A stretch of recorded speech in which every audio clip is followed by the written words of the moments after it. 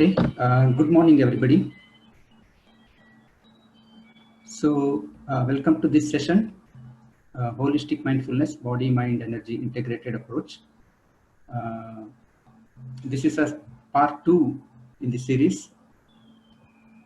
In the part 1, basically, we looked at basic understanding of managing self with mindfulness, especially in the context of work from home. And based on the feedback and input from many of the participants, we had almost actually about 800 participants who attended those part 1 through, over many sessions. Based on those inputs, they wanted to have one more follow-up session. So I thought I'll do one more next as a integrated mindfulness or a holistic mindfulness with body, mind, energy integrated approach. Because in part 1, we just saw a very tip of the iceberg. And then we'll conclude with part 3, which will be applying it into a work and life situations. So today we'll look at the part 2 aspects. That's the context. A quick recap from the part 1. We looked at mindfulness. Okay, before going ahead, a little bit of protocols. I would request all of you to be in mute because we'll be doing again some practices. And I'll be asking questions. You don't have to answer that. It is basically to trigger thoughts in yourself. But you can respond on chat. And you can also put questions on chat. We'll pick it up as we go along or at the end. And also at the end, I'll open up for question and answer. So you can actually unmute and ask question and we can have a little bit more interaction at that time. I want to look at the question and answer towards the end because there are a lot of interconnected aspects in this. So I don't want to be disconnecting that flow during the session. So with that very quick recap, we saw mindfulness is about being in the present moment with full awareness of what's happening within us and outside, and then responding to situations rather than reacting, right? So being in the present moment, that means our 100% of our, I call it CPU, memory, input, output is available to deal with the current moment. That's the idea. And then we did a couple of experiments, observe outside, observe inside, and saw ourselves that we have this capacity to bring our attention to anything that we want, outside or inside or simultaneously both. That's called on-demand attention. Then we learned a small technique called breath watch, very simple but very powerful, through which actually you can reduce the too much thoughts in the mind, which actually cause the stress. And we experience a certain amount of quietness and relaxation through that. And we saw the impact of mindfulness on personal well-being, personal effectiveness, professional performance, and social connect and relationships. We also saw some of the neuroscience evidences of these practices and how they impact our system in terms of the reducing the brainwave frequency and going into deep relaxation, tuning our neurotransmitters and producing right amount of hormones so that they influence our moods, emotions, and thinking in the right way. And the changes that happen in the brain through which we become actually a higher emotionally intelligent person. So we saw those aspects. We also saw a whole cycle of mind-body interaction, how mind triggers a lot of things in our body, and how we can deal with that through mindfulness techniques. And we concluded with a recommendation on practices, simple daily practice in the morning and throughout the day, observing breath and bringing ourselves into more and more in the present situation. I hope you would have practiced some of that and maybe might have some experiences. Again, you can share it on the chat. So today, now I would like to go a little one step deeper into holistic mindfulness because we saw only some breath and maybe some focus aspects. Whereas our system is a very interconnected body, mind, energy complex. And if we can deal with all of them, it will be even more powerful. That's what we will be looking at today. So before starting, I'll start with some question. See, if you want to get some fruits in a tree, where do we put our efforts? Where do we work? We work at the roots, right? Just because fruits appear in the branches, if you hang around on the branches, we won't get the fruits. If you nourish the roots, fruits will come there. Very similar thing actually. And this is our mindfulness framework. So essentially on the outside, I want to deal with my day-to-day life, personal, professional, family, social, all this context. For that, if I can be sensing and responding in an appropriate way, I'll be more effective. I sense means I perceive everything in a proper way. And then I respond, not react. And for responding, I need to do some kind of a processing inside in a proper way, self-regulate, empathy, look from other person's perspective, understanding, etc. The first very important step is sensing, because if I'm not perceiving the right thing, I may be very busy solving a wrong problem actually. So this is what we want to achieve. This we call as doing mindful. That means in the outside world, I want to apply mindfulness to become effective in doing this. And in order to do that, we need the roots, which are actually the awareness. Aware inside, aware outside. The more I am aware, I can do this outside stuff more effectively. This we call as being mindful. Just like a taller tree needs a deeper roots, if we want to deal with outside more effectively, we need to go deeper actually. So this we call as manage outside by mastering inside. The more complex situations and peoples we need to deal with outside, we need more inner mastery. That means we need to go deeper in our roots. This is the mindful leadership framework we have. I won't be going into too much detail on this. So today I'll be covering on this part, going deeper into our roots or nourishing our core inner competency or inner mastery. So let's start with another technique.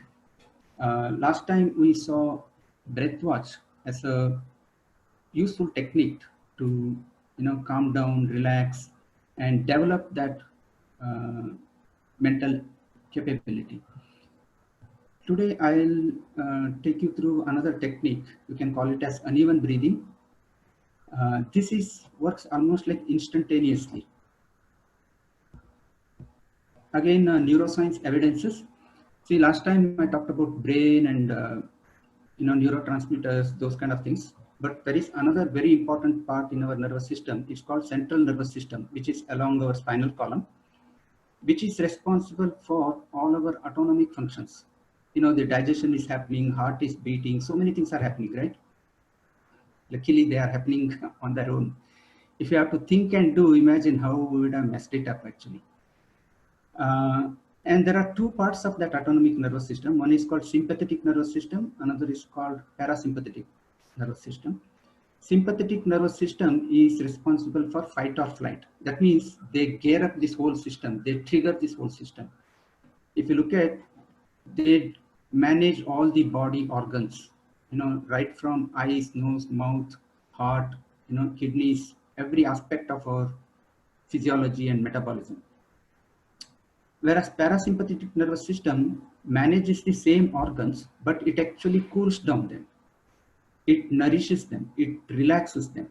So it's like a steering wheel. You can turn left or turn right based on what you want to do actually. It is in our control. See, only thing is we are not taught this and we are not aware of that. So it looks like things are happening randomly to us and we just react. So if you become aware, you can deal with them consciously and you can actually steer them in the right way. And breath is a very powerful tool for that. Breath has a connection to nervous system and to this autonomic nervous system. Again, neuroscience researchers show all these things now. So in this, the inhale is connected to sympathetic nervous system and exhale is connected to parasympathetic nervous system. That means if you do longer inhalation and shorter exhalation, you will get into more fight or flight mode. On the other hand, if you do shorter inhale and longer exhale, you will actually calm down and cool down and relax. And within 2 minutes, actually, you will see this difference. In fact, if you want to do an experiment, you can check your pulse rate. You want to how to check the pulse rate, right? We won't do that right now, but we'll just practice this exercise. So you can just check your pulse rate for 1 minute, note it down, and then do whichever way. Maybe do longer inhale, shorter exhale, and then after 2 minutes, check the pulse rate. It will go up. And change it. You do shorter inhale and longer exhale, 2 minutes, and check the pulse. It will actually come down. In fact, I published this experiment on LinkedIn, and more than about 5,000 people saw that, and about more than 60 people responded to saying that it works wonderfully. So through this, you can actually control heartbeat, BP, anxiety, fear, all these aspects. So let us do a quick practice of that. It's very simple. If you notice again, for all negative emotions, you will normally do longer inhale and shorter exhale. For example, you sigh, sighing need to siru in Kannada. You say, that means you do longer inhale and very abrupt, almost dropping exhale. Actually, that triggers more and more fight or flight instinct. That's why we get into more and more of that panic cycles.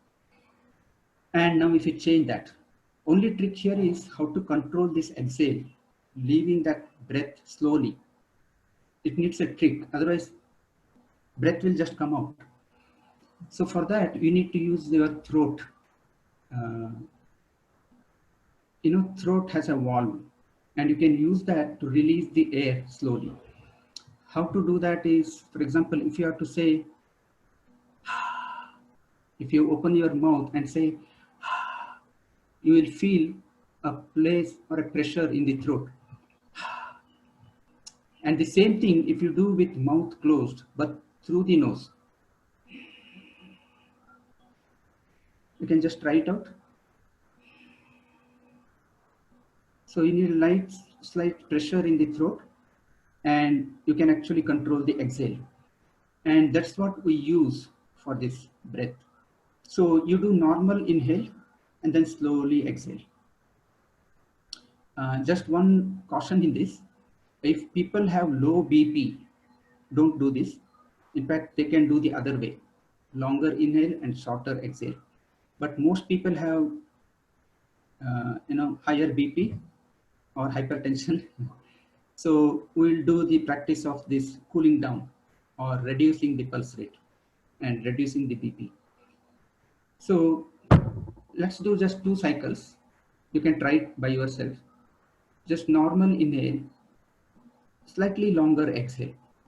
You can do longer, slight inhale, a momentary pause, slow exhale, momentary pause, again inhale. That's the cycle. You can observe me.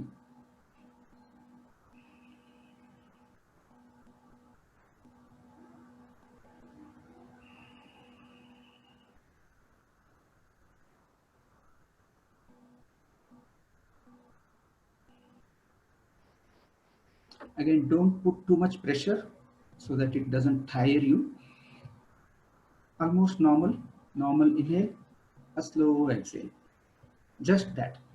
You try it out at some situations wherever you feel anxious or fear, or so you can actually manage BP, heart rate, stress, anxiety through this technique very easily.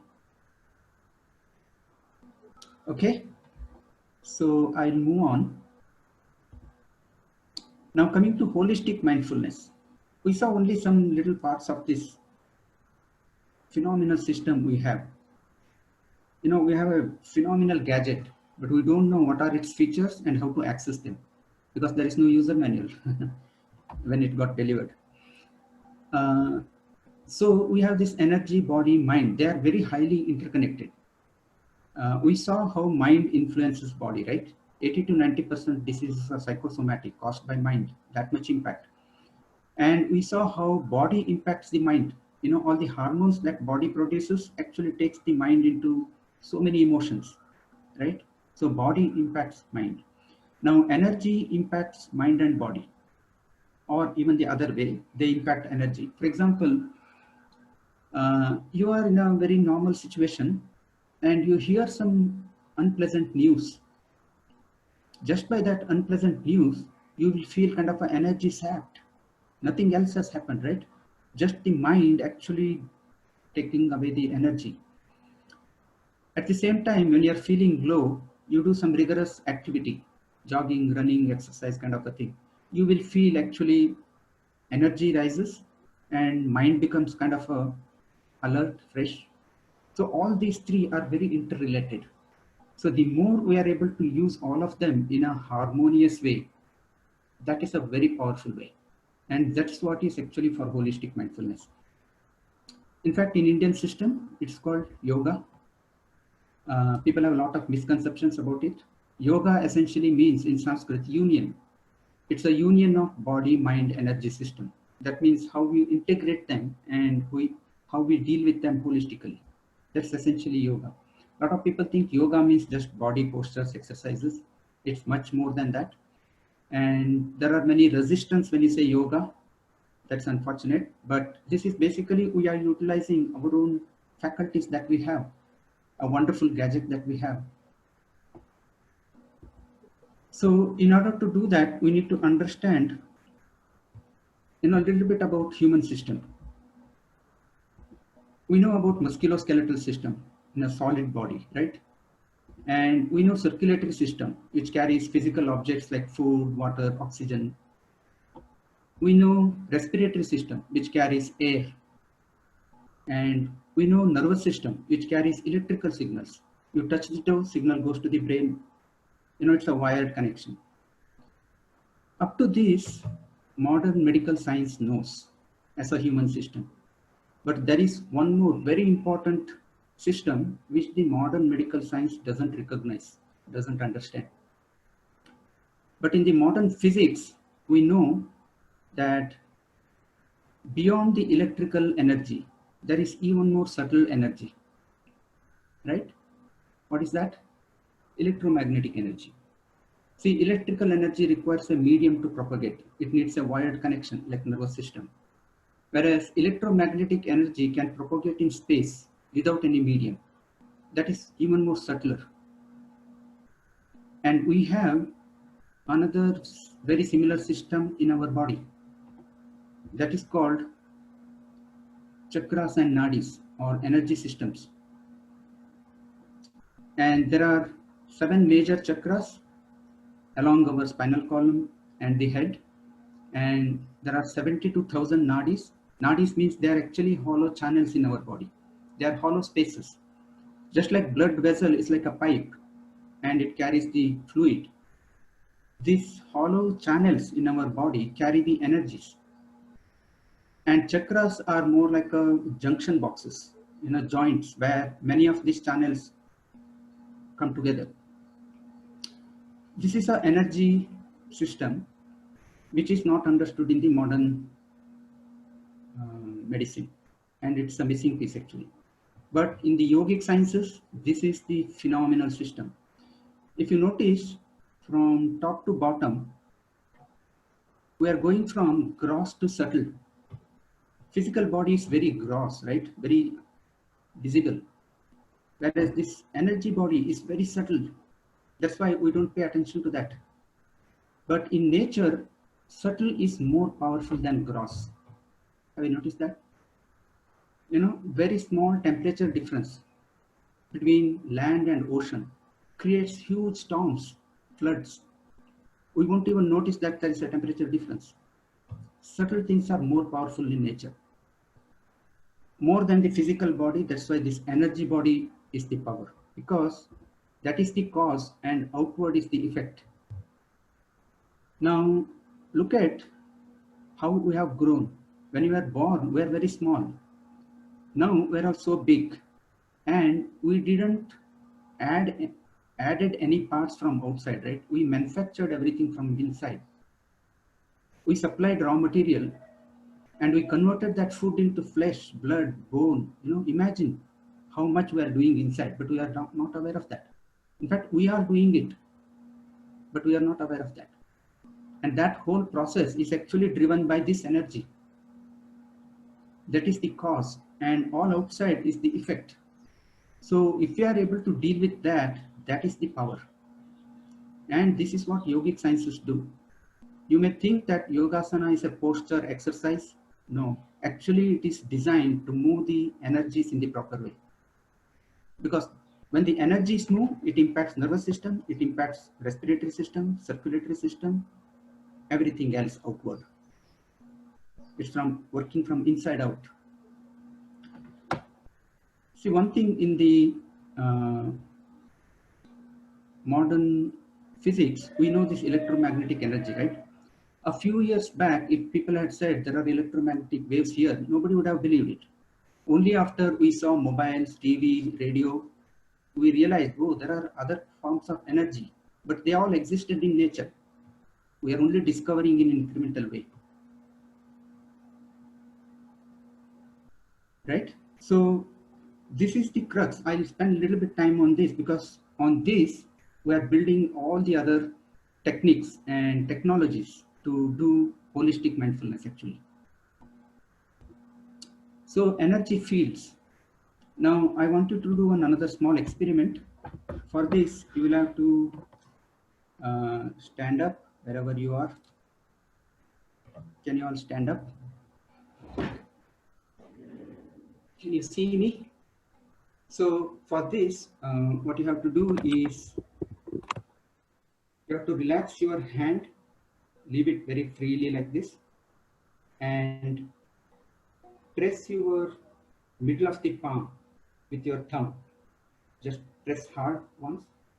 Press another palm also hard with the thumb, and then bring both the palms, bring them close enough but not touching, but slowly move the palms and make slow back and forth movement like this. And keep observing the space in between the palm and just feel the sensations in the palm.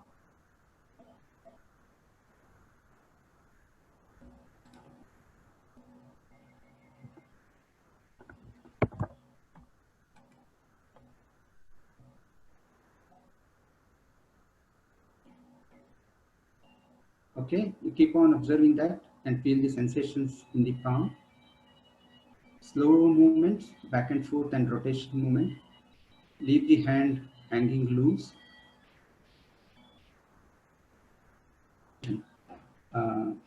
So you might have observed something in this process, right? Some kind of energy in the palms and kind of a magnetic push and pull. If you haven't observed, you do it later when you are more relaxed, or especially after some rigorous exercise. You will feel a kind of a magnetic push and pull between the hands. In fact, you experienced your own that energy field through this process. In fact, this is the significance of Namaste in Indian system. It's not just about physical hygiene. It's actually about, we don't want to interfere with another knowledge or another energy system. So if somebody comes from the front, we say, close our hands and say Namaste actually. So it's related to more of the energy fields. Now you reflect some more things. Our hands have a lot of these energy centers. That's why the blessing is like this. Blessing is like this. And when you say bye or something, we don't say like this, we say like this, right? So we do a lot of things intuitively because there are a lot of energy centers in the palms. In fact, you can experience these energy movements if you are doing exercise, meditation, or whatever those kind of things. If you observe your palms, you will actually feel that. And now there are actually instruments to measure this kind of energy field. There's something called Lecher antenna. You can Google and find more. This is invented in Germany. I have one of those units. In fact, through this, you can measure these energy fields. They are called bioelectromagnetic units. You have to hold it in certain way, and then actually it moves backward or forward based on the type of energy. And you can tune this to different frequencies by changing this, antenna length. And this works on the principle of resonance. I won't go into the detail here. I just wanted to show you that these things are real, because you need conviction. We need proofs, right? Otherwise, we won't believe. I met a person by name Dr. Prabhat Poddar some years back. He's from Pondicherry. He's an architect by profession.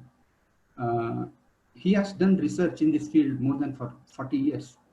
And he's in great demand in many European universities. He teaches there for architecture students on the energy science, about creating buildings, not just as a physical structure, but energy spaces. In fact, he had come to my house also. He has tuned my house with energy systems. It's really phenomenal. Again, you can explore. I have given link. In fact, I'll share this presentation after this Malavika sent it out. I have given a lot of links. You can explore further down. So I'll spend one more thing on this anatomy of energy body, and then we'll get into the techniques, how we can harness this phenomenal gadget that we have for holistic mindfulness. If you look at, we know we have endocrine systems, right? The modern medical science knows about that. We have 7 major endocrine systems, which are our chemical factories, which actually produce all the hormones, enzymes, and they influence our moods, emotions, thinking. Exactly by the side of those endocrine systems, 7 endocrine systems, we have 7 chakras. And along those 7 chakras, there are what are called nerve plexus. That means concentration of nerve tissues. Now you can imagine how our body is designed. From a wireless mechanism through the chakras and nadis, it becomes wired mechanism through nervous system, becomes a chemical system through endocrine systems, and then all the physiology, metabolism, all those things. So this is the whole connection actually in the system. But because currently modern medicine doesn't understand this part, there is no focus on that. And now if you look at one more thing, this entire nadis, 3 major nadis, they end in the center of the brain called hypothalamus, where there are 2 major endocrine glands, pituitary gland and pineal gland. And you might have studied, pituitary gland is the master gland which controls all other glands, and pineal gland controls our entire body clock, sleep and wake cycles and awareness cycles. It's connected to the chakra called Ajna chakra, which is related to higher awareness actually. Even people call it third eye, right?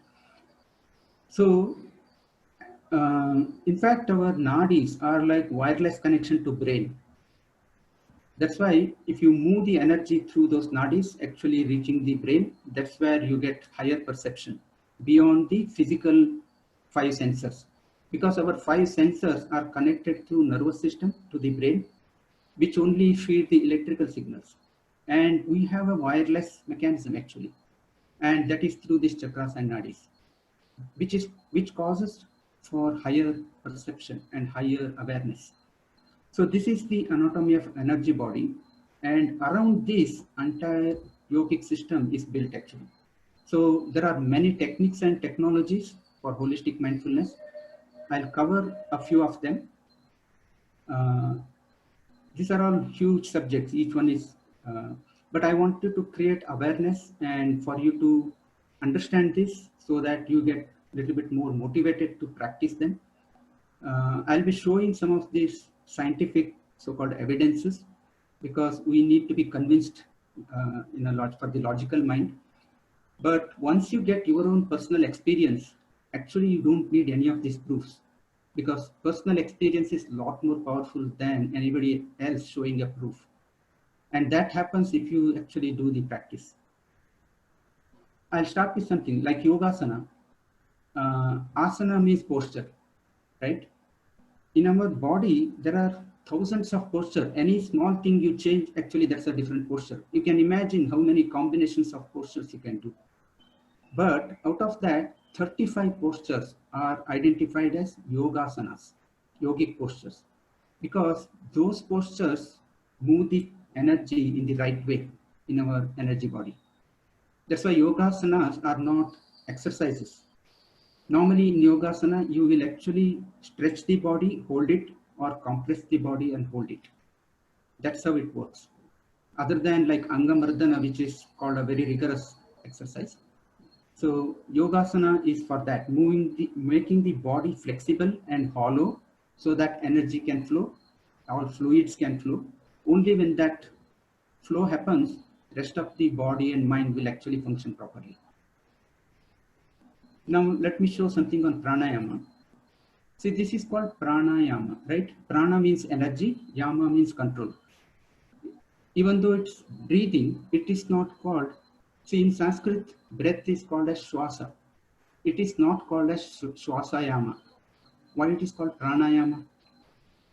Because it is not about controlling breath. It's actually controlling energy.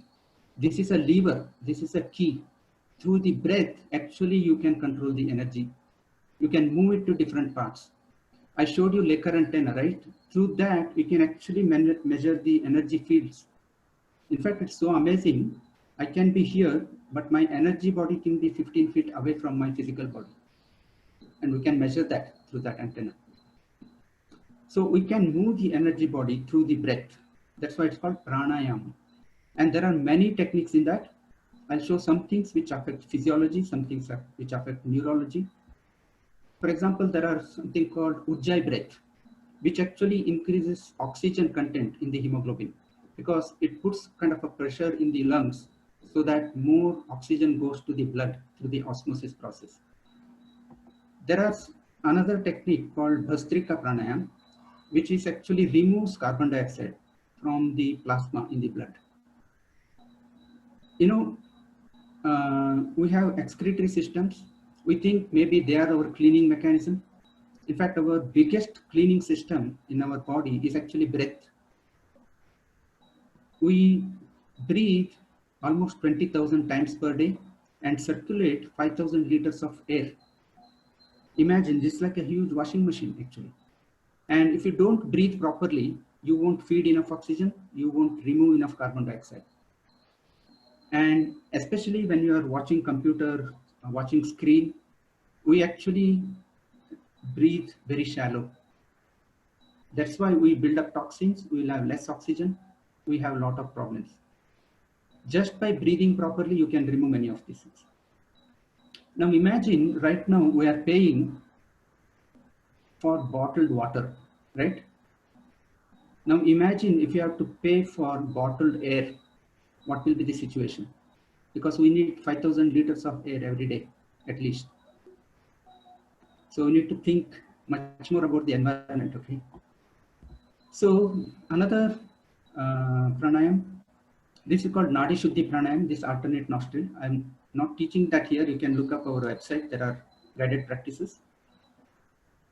This actually helps to tune our left brain and right brain. We know left brain is logical brain, it's about intellectual intelligence. Right brain is about emotional intelligence, EQ. So you can actually develop more of a whole brain thinking through these techniques.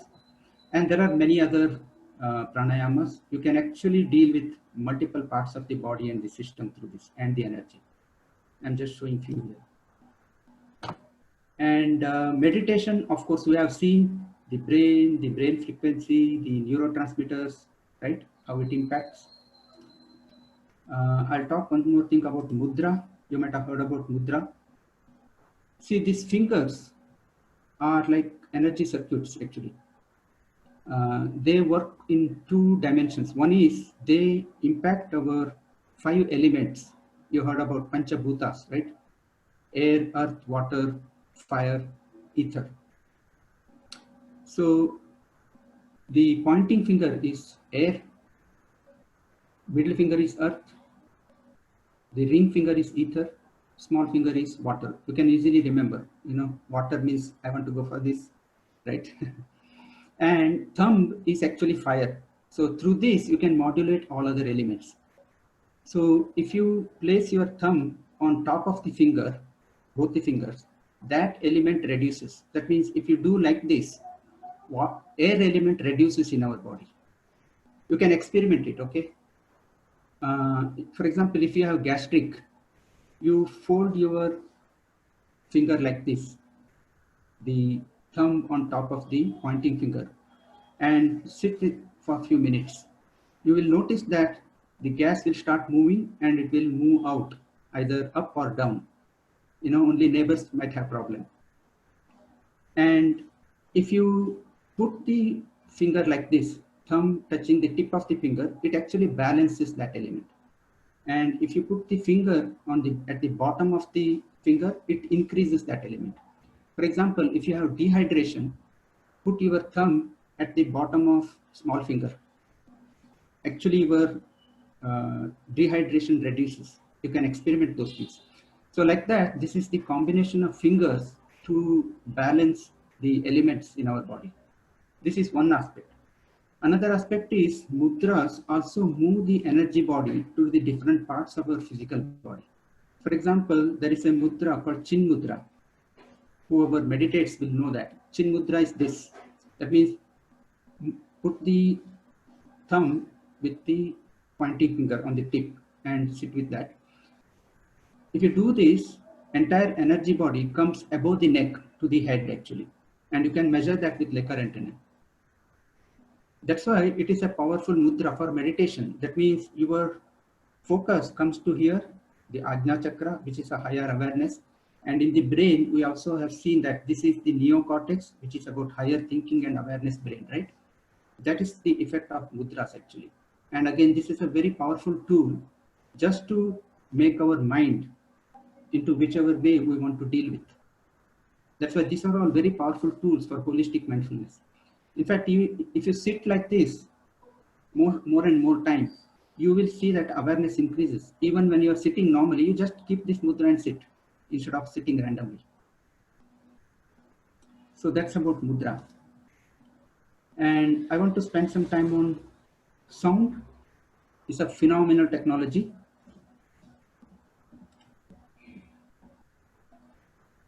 So sound for mindfulness. We know sound and music has a great effect on mind and emotions, right? We can very easily change the moods. There are ragas, you know, for pleasant ragas, sad ragas, all those things. We know all those impact on the emotions and moods. But much more profound impact of sound is on our body. Sound and thought have great effect on water. This is known now scientifically. There is a person called Masuro Emoto in Japan, and he has done quite a lot of experiment of this. So what he has done is he took say normal pond water and he froze those water, made them as crystals, and did a magnetic resonance imaging (MRI) on that water, and they look like this, amorphous, nebulous, not no structure formed, etc. And he took the same water in a glass and holding with that with certain sounds, mantras, or even thoughts, and did various experiments. What happens to that? And take that water, freeze it, do MRI on that. The water molecules arrange in a very symmetric way with a vibrancy around them. This is a very phenomenal transformation of water he saw just by the sound or even thought waves, because thoughts are also waves. And now look at 70% of human body is water. Imagine the impact of sound, right? Now, one more thing, water has a very big impact on our moods. That is known through this moon water moods. Moon impacts the whole ocean to go up and down, high tides, low tides. We know that, right? Moon, who is 180,000 kilometers away, can make this 2/3 of the Earth's surface go up and down. Do you think that moon doesn't have an impact on this 70% water body? It has. We are not aware of that. Of course, ancient systems always knew this. That's why there is so much things around the moon cycle. In fact, full moon and no moon days have very significant impact on our emotions.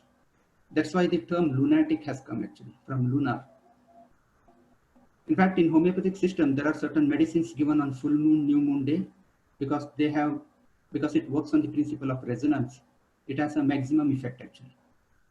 So the point I'm trying to make is that sound has a huge impact on water, and 70% of our body is water, and water has a huge impact on our moods, emotions, thinking.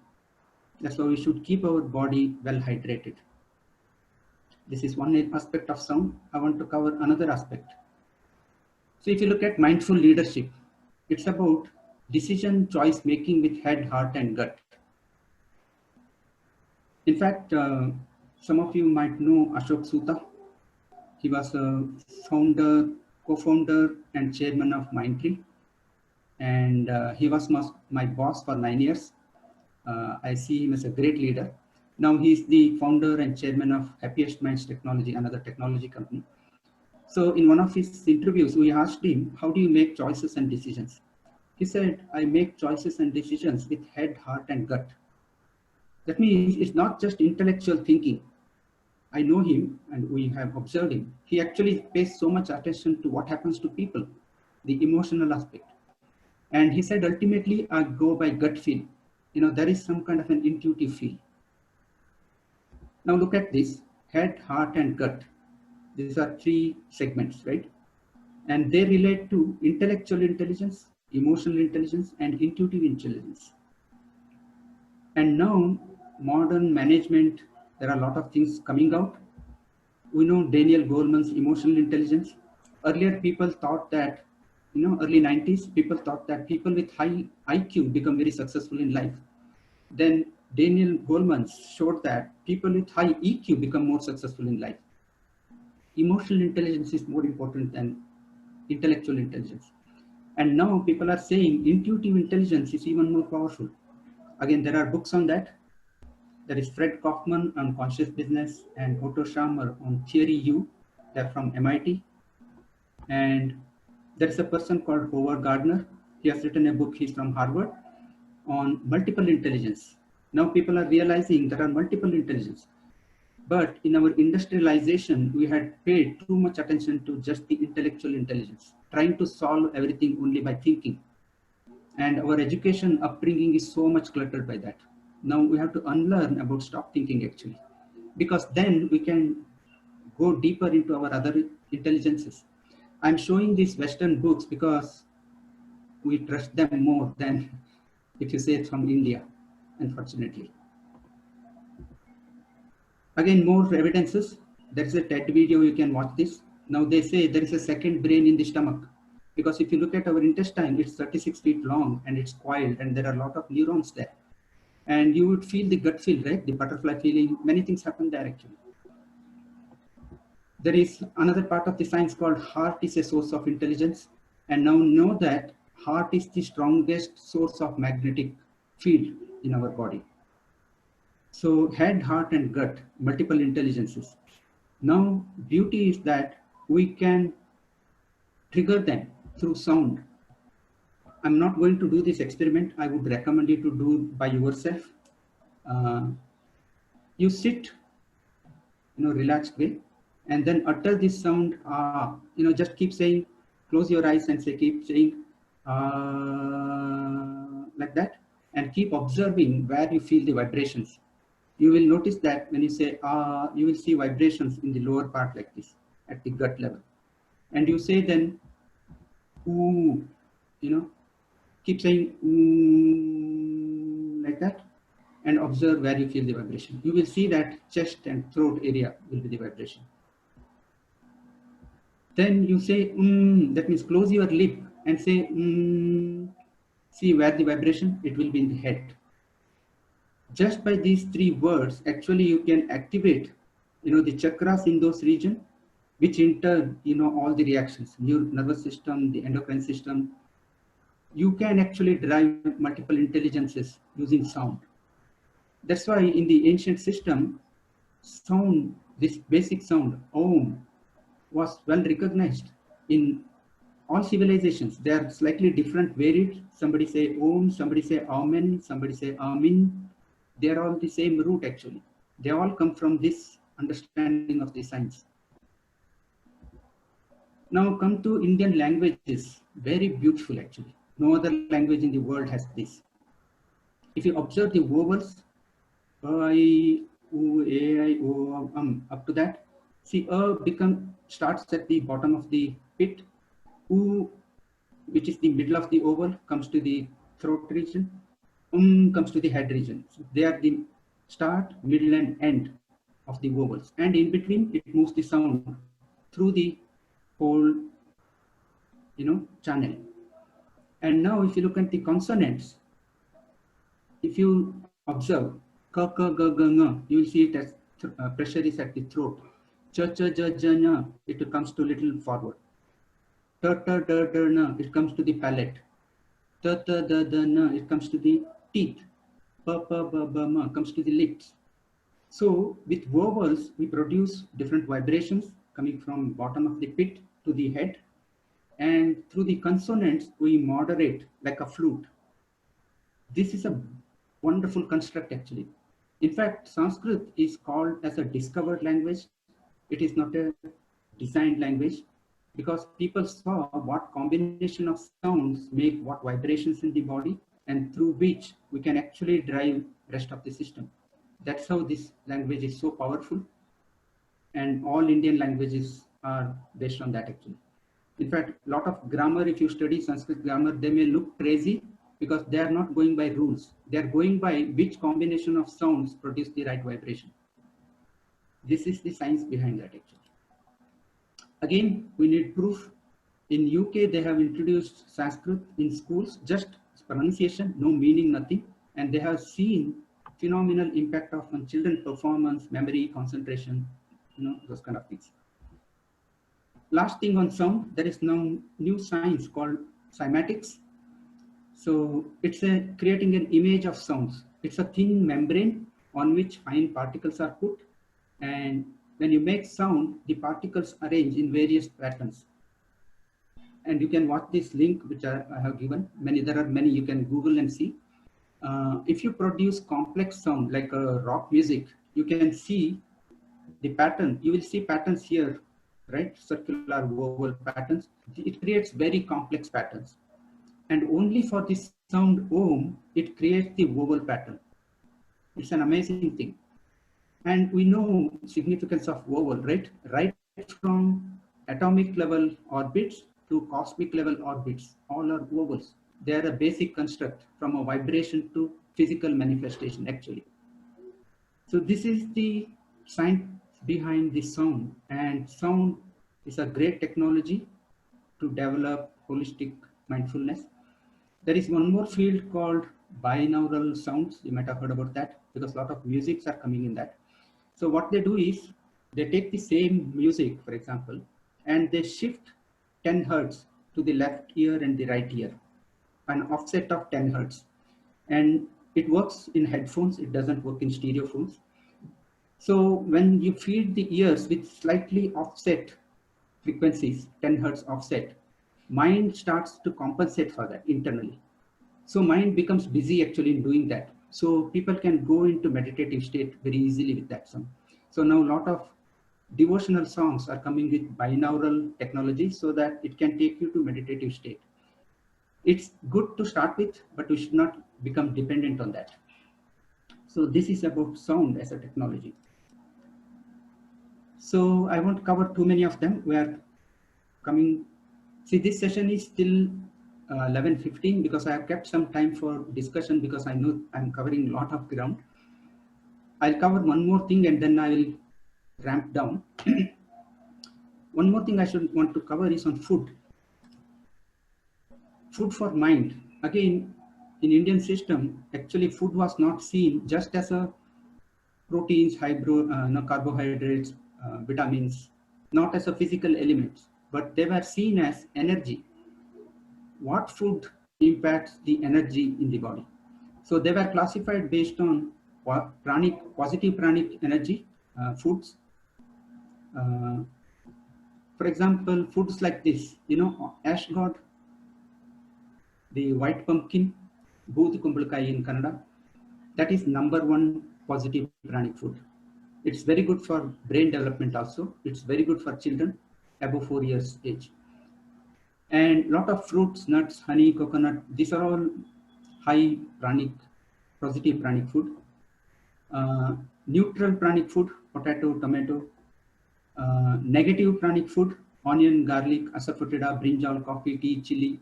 Essentially, whatever stimulates the nervous system, they are actually negative pranic energy. This is the basic thing. And food in cold storage has a low pranic energy.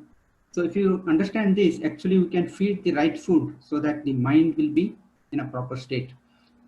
I know food is a very controversial topic, and in fact there is unique food for individuals, and we can't just go by generalization.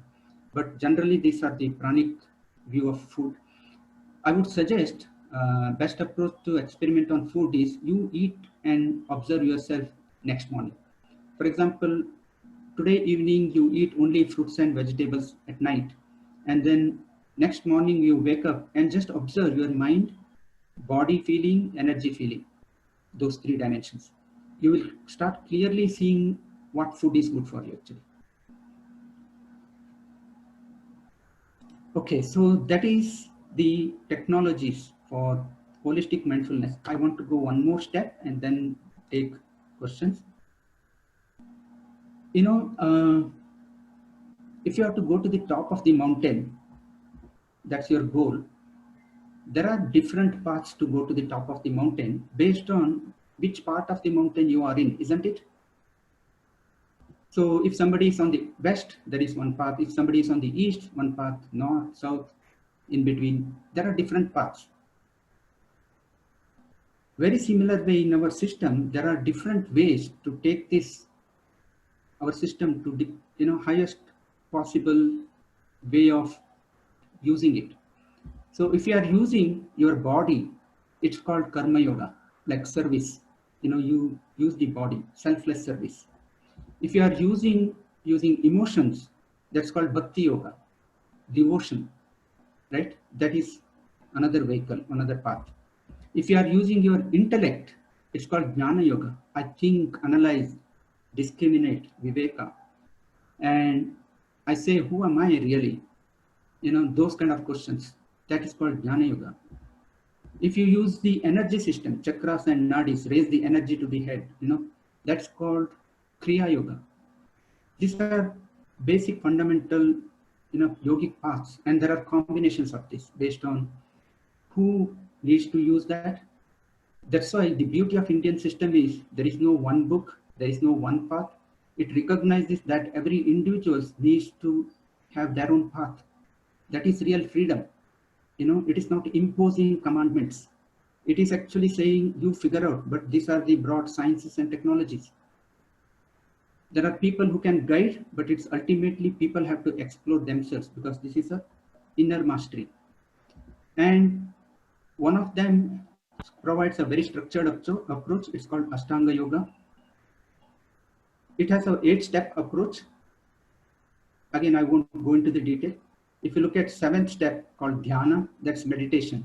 In fact, if you want to go to the meditative state, actually you need all these 3 steps to really get into that, in a profound way. So this is the technologies we have. And these technologies need to be appropriately blended. All this chanting or vibrations, sound, meditation, breathing, postures, they need to be combined in certain sequence and they need to be blended properly. That's a very important part. And there are some examples. I have explored these paths and they work wonderfully well. There's a program called Happiness Program from Art of Living, Inner Engineering from Isha Yoga, Kriya Yoga from Satsang Foundation, and there are many.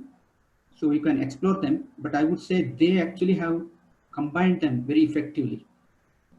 Typically, they take about 20 to 30 minutes practice daily, and they combine all these things in a right way. And I'll leave with this one last reference.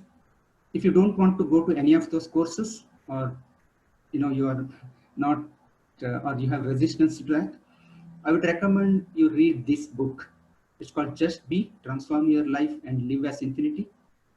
This person is called Suresh Ramaswamy. He's a Bangalorean but settled in California.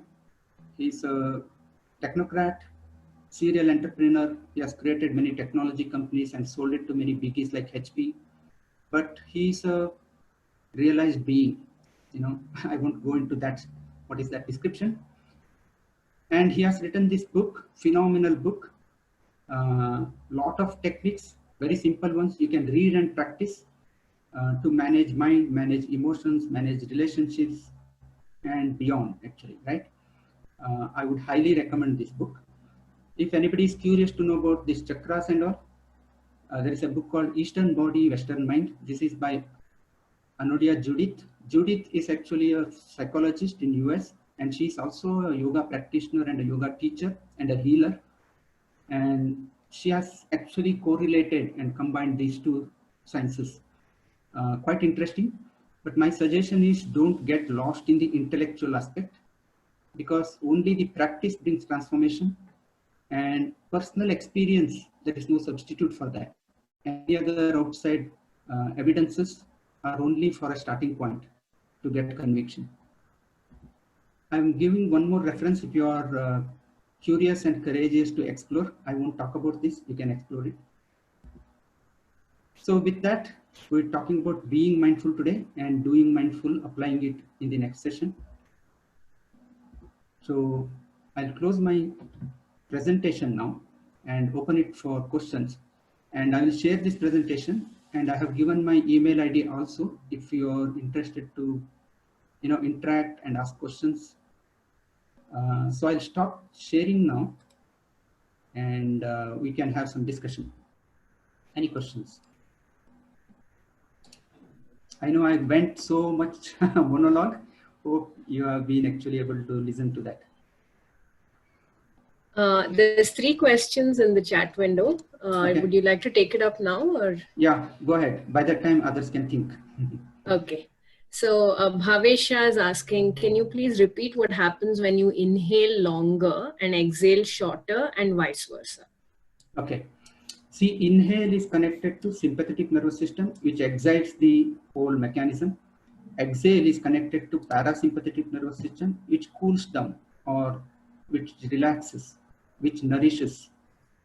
So if you inhale longer, you will excite the whole system. If you exhale longer, you will cool down the whole system. Yeah. Okay, and a related question by Sudarshan Mandyam. He said it increases, so Vishu said it increases blood pressure and so recommended only for those with low BP.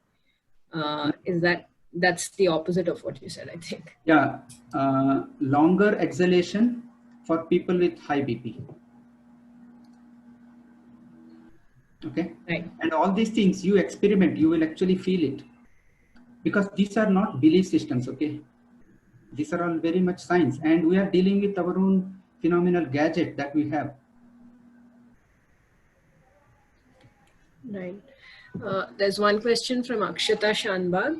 Could you please let us know how does this energy field generation activity help? As I showed you the whole structure of this system, energy body triggers the nervous system triggers the endocrine system produces all the chemicals which actually control the metabolism and physiology. That's how from inside out, if you are tuning the energy system, it actually starts making the rest of the body in the proper way. In fact, through modern science or modern medical science, we know that we constantly produce new cells in our body. So by tuning this energy body, we start producing better cells. That's how a lot of changes happen. In the last session, I was sharing about how my eyesight changed since 12 years, right? I think some cells would have changed that. It's like that. So that's the impact of dealing with energy system, through which we can actually transform the rest of the body and mind. Yeah, those are the questions. Okay, anybody You else? can open it. You can unmute and talk and then mute again.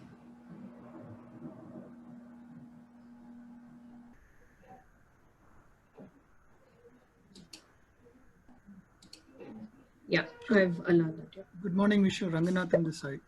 Hi, Ranganathan. Hi.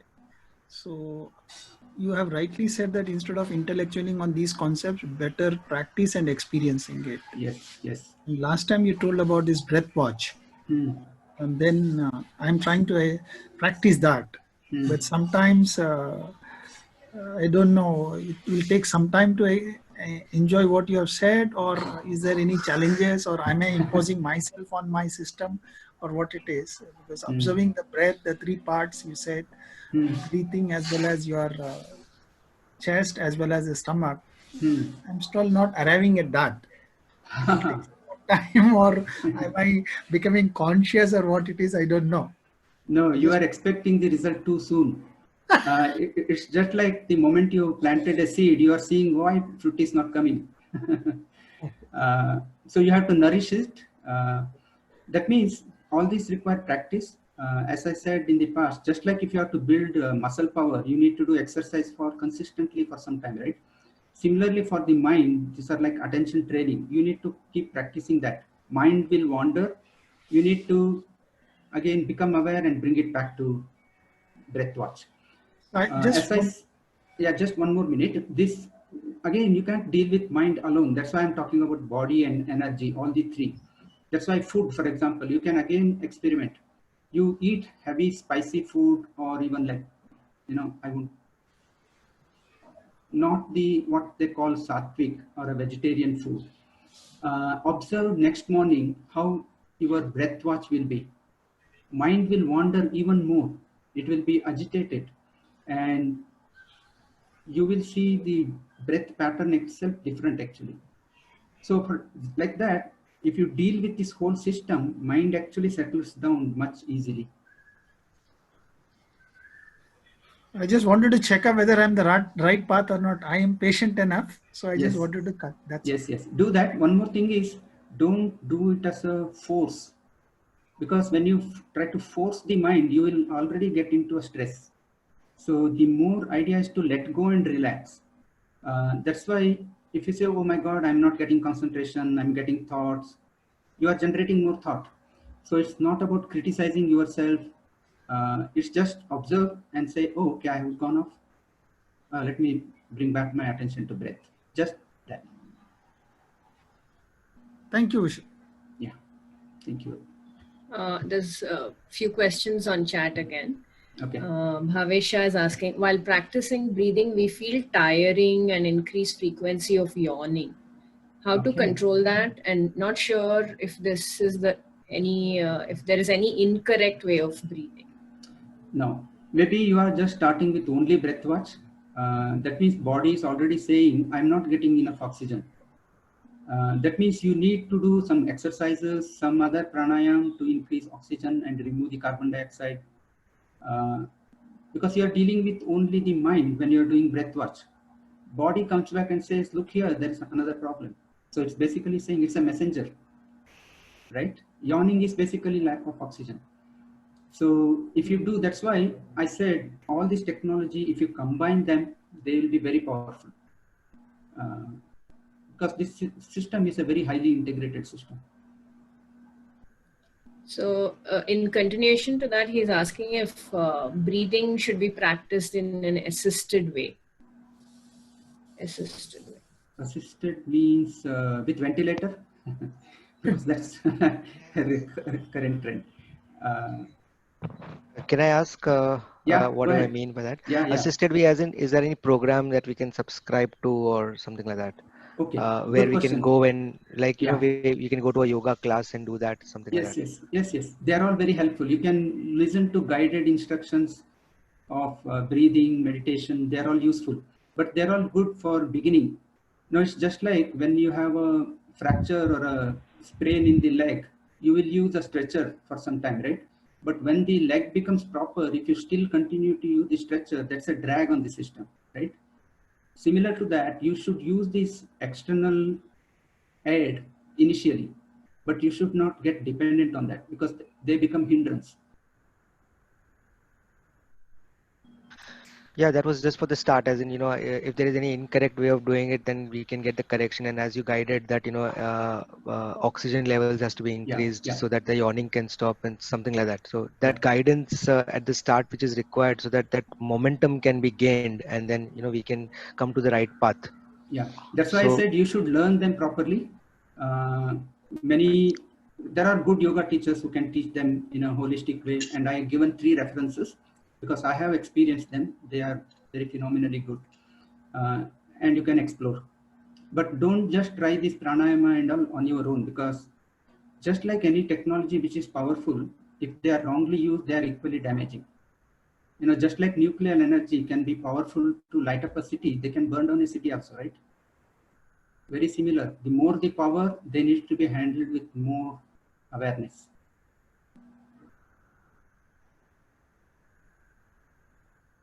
Bhavesh, you can go ahead and ask your other question also about children.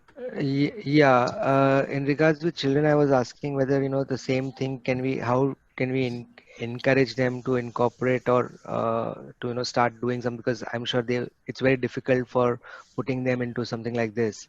Yeah. And knowing the benefits of this to a larger extent, I mean, how do we encourage them? Any programs for them, kind of? Yeah, see, children learn by not we preach. They learn based on what they observe we doing actually. Okay. So I would say first most important step is we doing, and they will learn from that. I can say about that based on my 2 daughters actually.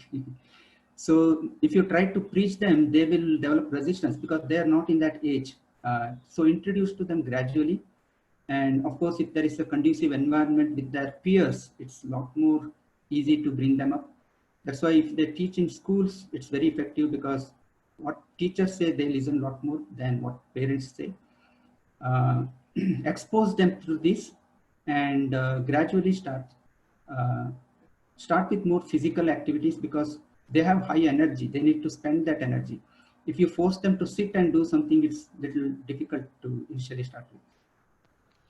I was actually looking for something which is in the area of developing their focus.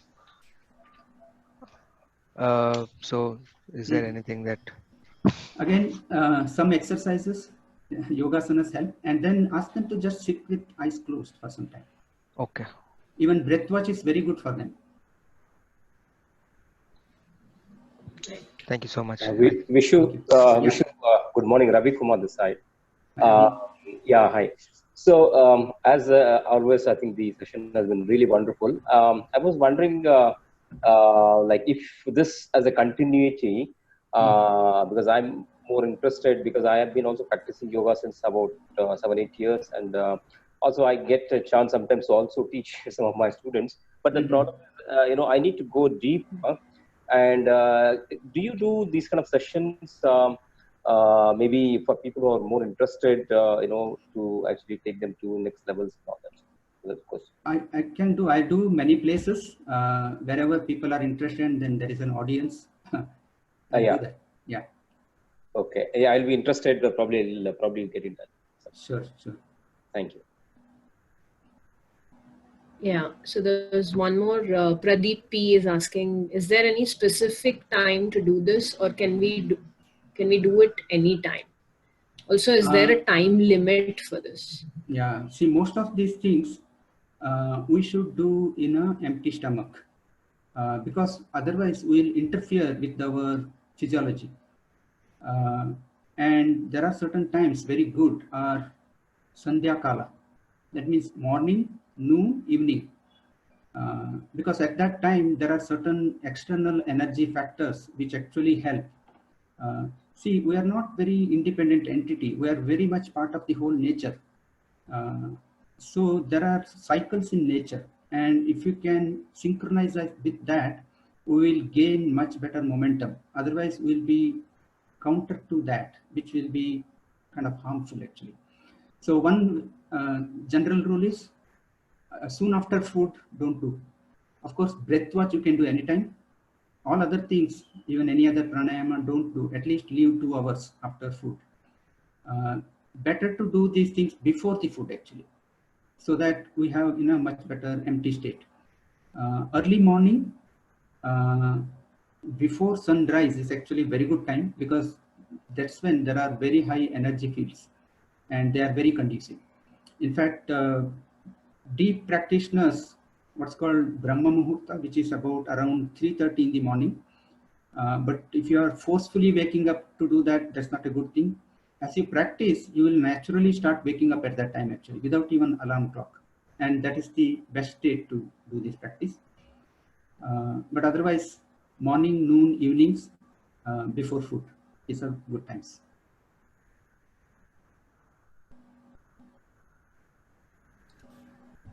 Yeah. Again, these are not faith or a belief, or you just reflect upon these signs of our system, you will understand actually. Okay, I think we're almost at the end of the time. Thank you very much. It was wonderful to do this session as well as interact with all of you.